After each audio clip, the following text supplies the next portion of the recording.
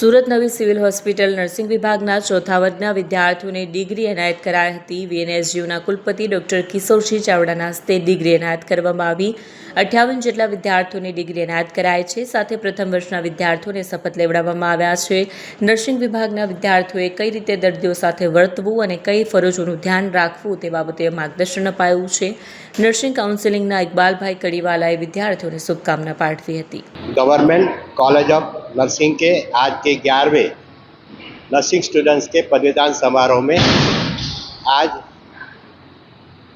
Principal doctor Indravati Rao, Shri Iqbal Kadiwala ji, executive council member doctor Parul Vadgama ji और सभी के सहयोग से और डॉक्टर महेंद्र सिंह चौहान के सानिध्य में ये 11वां नर्सिंग पदवीदान समारोह का आयोजन किया है। सभी लड़कों और लड़कियों को मैं अपनी वीर नर्मदा दक्षिण गुजरात की ओर से सबको शुभकामनाएं देता हूं और आज आदरणीय प्रधानमंत्री श्री नरेंद्र मोदी साहब का सपना विकसित भारत फिट इंडिया का, इसमें सब सहयोग करें, ऐसे सभी का शुभकामनाएं।